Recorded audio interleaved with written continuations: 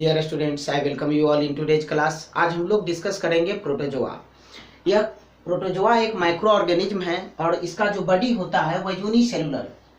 Protozoans are unicellular, that is uni का अर्थ आप याद रखेंगे, uni means one and cellular means made up of cell. यह जो बॉडी है प्रोटोजोआ का वह सिंगल सेल से बना होगा, दैट्स वाई हम यहाँ लिखे हैं यूनिसेलुलर ऑर्गेनिज्म। आप याद रखेंगे कि यह जो प्रोटोजोअन्स है वह एनिमल लाइक ऑर्गेनिज्म है। एनिमल लाइक ऑर्गेनिज्म से यह मतलब है कि इसका जो स्ट्रक्चर है वह एनिमल से मिलता जुलता होगा। जैसे आप जानते हैं कि जो लिविंग होता है उसका सेलुलर कंपोजिशन होगा, that is made up of cell. और हम लोग ब्रॉडली अगर देखें तो प्लांट और एनिमल के केस में आप क्या देखे थे कि प्लांट का जो बॉडी होगा उसके आउटर मोस्ट वॉल पे, सेल के आउटर मोस्ट लेयर में सेल वॉल होगा, जबकि एनिमल का जो आउटर मोस्ट लेयर है वह सेल मेम्ब्रेन होता है, जिसको आप प्लाज्मा मेम्ब्रेन के नाम से भी बुलाते हैं। ठीक उसी तरह से यह जो प्रोटोजोअन है उसका अगर आप स्ट्रक्चर देखें तो आप याद रखेंगे कि आउटर मोस्ट जो लेयर होगा सेल का यूनिसेलुलर है, तो आप बॉडी भी बोल सकते हैं, वह क्या होगा, प्लाज्मा मेम्ब्रेन। दैट्स वाई हम लोग बोलते हैं कि यह जो प्रोटोजोआ है वह एनिमल लाइक ऑर्गेनिज्म है। चलिए इसके हैबिटेट को देखते हैं। हैबिटेट मीन्स नेचुरल सराउंडिंग, जहाँ पर यह रहते हैं, या आप सिंपल में आप बोल सकते हैं कि इनका जो घर है, आवास है, इसका हैबिटेट आप जाने मोस्टली जो मॉइस्ट प्लेसेस है, एक्वेटिक है। हालांकि यह एवरीवेयर ही है, जैसे यह सॉइल में भी पाए जाएंगे, इनसाइड द बॉडी पाया जाता है, इनसाइड आवर बॉडी, यह एवरीवेयर है। जैसे हम लोग यहाँ मेंशन किए हैं, दे में फाउंड इन और on land, soil, pools, ditches, tanks etcetera, they are omnipresent. अगर आप साइज को देखें तो यह माइक्रोस्कोपिक होंगे और 200 से 200 माइक्रोन्स तक इनका जो साइज है वो वेरी करेगा। न्यूट्रिशन में आप पहले ही से अंदाजा लगा लिए होंगे, जैसे हम बोले कि यह एनिमल लाइक है, यहाँ एनिमल लाइक मतलब तो एक स्ट्रक्चर से हम लोग यहाँ डिस्कस किए। दूसरा आप याद रखेंगे कि यह पिगमेंटेड बॉडी नहीं है, they have no chlorophyll, that's why they depend upon other for feeding. Feeding के लिए, भोजन के लिए इनको दूसरे पर डिपेंडेंट होना होता है। तो इनका मोड ऑफ न्यूट्रिशन आप क्या याद रखेंगे, हेट्रोट्रॉपिक, दे आर हेट्रोट्रॉप्स। यहाँ हेट्रो का अर्थ होगा अदर्स एंड ट्रॉपिक का अर्थ आप याद रखेंगे नॉरिशमेंट। यह अपने नॉरिशमेंट के लिए दूसरे ऑर्गेनिज्म पर निर्भर रहते हैं। आप याद रखें, इसका एक एक्सेप्शन है यूग्लिना। यूग्लिना एक एक्सेप्शन है, इसको छोड़ के, एक्सेप्शन का अर्थ अपवाद, इसको छोड़ के बाकी जितने भी प्रोटोजोअन्स हैं सभी के सभी हेट्रोट्रॉप्स हैं, जबकि यह जो यूग्लिना है यह ऑटोट्रॉपिक है। Euglena can synthesise their own food by utilising the simple raw materials as plants do. जैसा प्लांट करते हैं ठीक उसी तरह से यह जो यूग्लिना है वह भी अपना भोजन खुद बना सकता है। तो आप ध्यान रखना कि यूग्लिना ऑटोट्रॉप्स है, जबकि बाकी के जो मेंबर्स हैं जैसे अमीबा, आप पढ़ेंगे इसके एग्जाम्पल के बारे में भी, वह सभी किस में आ जाएंगे, हेट्रोट्रॉप्स में। चलिए हम लोग इसके शेप को देखें। स्टूडेंट्स, इसका जो शेप है वह भी वेरी करता है, उसमें भी आप बहुत सारा अंतर देख सकते हैं। जैसे कुछ ऐसे बॉडी हैं जिनका शेप इरेगुलर होता है। इरेगुलर मीन्स कि आप दो बात याद रखें, पहला कि उसके शेप को आप किसी दूसरे बॉडी से कंसीडर नहीं कर सकते हैं कि वह किसके जैसा है। जैसे फॉर एग्जाम्पल हम यहाँ बात करें कि यह आपको जो मार्कर दिखाई दे रहा है, इट्स शेप इज सिलेंड्रिकल, यह सिलेंड्रिकल शेप का है। और एक दूसरा बात आप याद रखेंगे कि चाहे शेप जैसा भी हो, अगर कंटिन्यूअस चेंज हो रहा है तब फिर हम उस शेप को क्या नाम दें। वही बात होता है यहाँ इरेगुलर बॉडी में। जैसे यह अमीबा का बॉडी है, आप जानते हैं कि यह इरेगुलर बॉडी का एग्जाम्पल है अमीबा। यह एक प्रोटोजोअन है, एनिमल लाइक है। आप इसको अगर लेबल करना चाहें तो आप देखिए यहाँ जो सबसे आउटर मोस्ट लेयर है इसको हम लोग बोलेंगे प्लाज्मा मेम्ब्रेन या सेल मेम्ब्रेन। यह आपका हो जाएगा सेल मेम्ब्रेन। दूसरा जो यहाँ देख रहे हैं आप जेली लाइक लिविंग लिक्विड, इसको हम लोग क्या बोलेंगे, साइटोप्लाज्म। यह ट्रू न्यूक्लियस है। आप जानते होंगे कि यह यूकैरियोटिक बॉडी है। यह जो प्रोटोजोअन्स है ये सभी यूकैरियोट में आते हैं। इनका है क्या, यह न्यूक्लियस।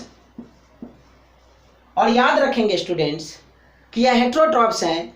अगर यहाँ पर इनको भोजन दिखा, फूड दिखा, तो भोजन को इनगल्फ करने के लिए इनका एक फॉल्स फीट बनता है जिसको हम लोग बोलते हैं स्यूडोपोडिया। देखिए स्यूडोपोडिया, दो बात हम बोल रहे हैं यहाँ, दो टर्म से मिलकर यह बना है, pseudo and second one is podia. Podia means होता है फीट, हाथ एंड पैर जो आप बोले, limb. And pseudo means false.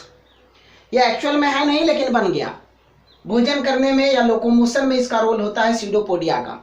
अब इस तरह से आप जानेंगे कि इसका जो टिप है वो फ्यूज करेगा और फूड वैक्यूल में आ जाएगा, और इस तरह से यह अमीबा अपने भोजन को इनटेक करता है। यहाँ हम लोग इस शेप को क्या नाम दें? इस तरह का जो शेप होगा उसको आप बोलेंगे इरेगुलर शेप। दूसरा, जैसे आप स्लीपर शेप का, जैसे आप पैरामीशियम आप जरूर से नाम सुने होंगे, उसका स्ट्रक्चर कुछ इस तरह से होता है, स्लीपर के लाइक। देखिए इस तरह से आप याद रखेंगे, इसमें जो लोकोमोशन एंड मूवमेंट होता है वह सिलिया के द्वारा होता है। यह इसका ओरल कैविटी है जिसको माउथ के रूप में भी आप लेबल कर सकते हैं। क्लियर है स्टूडेंट्स? तो यहाँ दोनों बात याद रखें कि इरेगुलर या स्लीपर हो सकता है। स्पाइंडल शेप के भी कुछ बॉडी होते हैं, जैसे फॉर एग्जांपल आप यह कंसीडर करें यहाँ यूग्लिना के बारे में। यूग्लिना जो कि एक ऑटोट्रोपिक प्रोटोजोआ है, वास्तव में इसका शेप स्पाइंडल लाइक होता है, तो इसका शेप भी ग्रेटली वेरी करता है। इसके बाद जो नेक्स्ट टॉपिक है वह हम लोग क्या जानेंगे? रिप्रोडक्शन। आप याद रखिएगा कि यह जो रिप्रोडक्शन है means to increase the number of individuals of the same race. अपने ही स्पेसीज का, रेस का संख्या बढ़ाना ही रिप्रोडक्शन है। यहाँ आप याद रखें कि रिप्रोडक्शन का यहाँ 3 मोड है, 3 वे है आप कह सकते हैं। जैसे binary fission. Binary means what? कि 1 से 2 में टूट जाना। आप देखिए जैसे अमीबा का हम लोग यहाँ डायग्राम लेवल किए हैं। यह अमीबा जब मैच्योर हो जाए तो पहले न्यूक्लियस डिवाइड करता है एंड फाइनली यह बॉडी डिवाइड करेगा, और एक बॉडी से 2 बॉडी बना देगा, जिसको हम लोग बोलते हैं binary fission. Fission means what? Break down, and bi means 2। एक बॉडी जब 2 बॉडी में टूट जाए यह मोड कहलाता है बाइनरी, 1 से 2 बन जाना, बाइनरी फिजन होगा। उसी तरह से आप देखेंगे बडिंग। एक्स्ट्रा मास का फॉर्मेशन होता है on the boundary of body. जैसे आप कंसीडर करें यह बॉडी है तो इसके बाउंड्री पे बड का फॉर्मेशन होगा। आप ध्यान रखेंगे, जैसे यहाँ पर बड बनेगा, bud is the extra mass formed on the periphery of the body. Periphery means boundary. यह बाउंड्री है, यहाँ पे डेवलप होगा, इसको हम लोग बोलेंगे क्या? बड। और इस प्रोसेस से जो रिप्रोडक्शन होगा वैसा रिप्रोडक्शन कहलाता है बडिंग। एंड फाइनली आप याद रखें स्पोर फॉर्मेशन, मतलब जो प्रोटोजोअन्स है वह स्पोर से भी रिप्रोड्यूस करते हैं। स्पोर भी एसेक्सुअली रिप्रोड्यूसिंग यूनिट है, बहुत ही टाइनी पाउडर लाइक पार्टिकल्स होता है। On getting the suitable condition spore will germinate to form new species. I hope कि यहाँ तक बात आप समझे हो। चलिए अब हम लोग डिस्कस कर लेते हैं कि बेनिफिशियल और हार्मफुल एस्पेक्ट क्या है प्रोटोजोआ का। आपको ऑलरेडी बता दिया गया है। आपको याद होगा कि जो अलगी हैं, यह अलगी आपके फोटोसिंथेटिक ऑर्गेनिज्म है। अलगी जो होता है बेसिकली एक्वेटिक फोटोसिंथेटिक ऑर्गेनिज्म है। यह पिगमेंटेड बॉडी है। जब हम लोग फूड चेन को देखें, थोड़ा सा ध्यान दीजिएगा और बेसिकली बात को समझिए। जब हम लोग फूड चेन के बारे में चर्चा करें, food chain means what? The chain of organism which shows who its home, किसने किसको खाया, इसका जो एक सीक्वेंस है उसको हम लोग बोलते हैं फूड चेन। जब आप जलीय फूड चेन के बारे में बात करेंगे, एक्वेटिक फूड चेन के बारे में देखें, उसको समझने का कोशिश करिए।